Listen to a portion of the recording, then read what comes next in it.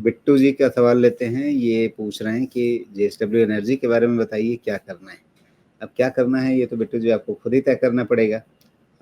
सोमेश जी आपको बता देंगे कि क्या स्थितियां दिख रही हैं, क्या उसके शेयर की कंपनी की स्थितियां हैं, चाल कैसी है, वो सब चीज़ें समझा देंगे। लेकिन करना क्या है वो तो फैसला आपको खुद ही करना पड़ेगा। ये अपनी चर्चा में हम लोग हर बार कहते हैं कि इस बातचीत को इनपुट की तरह से लीजिए, उसके आगे अपना रिसर्च, अपनी खोजबीन, अपनी पढ़ाई लिखाई कीजिए, फिर तय कीजिए आपको क्या करना है। वो तय आपको खुद ही करना है और उसमें ज़रूरी लगे तो पेशेवर सलाह भी लीजिए। बताइए फिलहाल जेएसडब्ल्यू एनर्जी की स्थितियां कैसी हैं और इसमें आगे संभावना क्या लग रही है? इसमें जब तक आपको इस पर 542 के ऊपर क्लोज नहीं बने, ये सेल ऑन राइज का ही पैटर्न में रहेगा जेएसडब्ल्यू एनर्जी।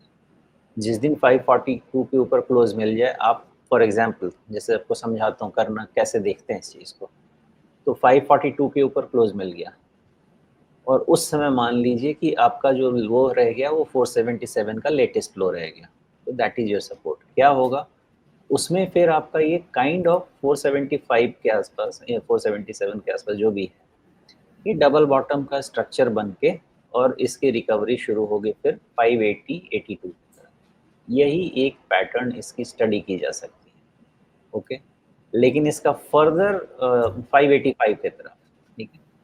फिर इसका दूसरा स्टडी क्या होगा, पहला आप समझ लीजिए अच्छे से, कंफ्यूज नहीं करना चाहता, लेकिन 542 के पहले कोई मुझे पॉजिटिविटी नहीं दिखी। 542 के ऊपर क्लोज जब तक नहीं होती, अगर हुआ तो थियरी ऐसी कहती है कि फिर हमको 475 480 पे अपना क्लोजिंग बेसिस पे रिस्क डिसाइड करना चाहिए और इस पे फिर हमको राइड करना चाहिए पॉजिटिव साइड। कैसे? उसके बाद राइड करना चाहिए करीब करीब 585 तक, और अगर 585 आ गया तो जो हमारा रिस्क मैनेजमेंट 480 का होना चाहिए था, वो रिस्क मैनेजमेंट हमारा 535 या 530 का हो जाना चाहिए ऑन क्लोजिंग बेसिस। तो इसी को हम बोलते हैं ट्रेलिंग स्टॉप, जो लास्ट डिस्कशन में या लास्ट बट वन में हमसे किसी ने पूछा भी था कि उसको कैसे देखते हैं, सो बताइए। तो फिर इसको ट्रेल करके क्या देखना चाहिए, फिर उसके बाद आपको ट्रेल करके देखना चाहिए कि ये जो गैप बना था 633 के बाद, जो नीचे गैप से खुला था विच इज़ अराउंड 623, तो उसके बाद हो सकता है कि ये 623 625 की तरफ जाए। तो इसका इसका ग्रेडेड इवैल्यूएशन करके आप अपना काम कर सकते जी। और साथ में इन्होंने पूछा है कि रिजल्ट कैसा रहने की उम्मीद है, तो इसके कुछ रिजल्ट प्रीव्यू देखे हैं आपने? हैं।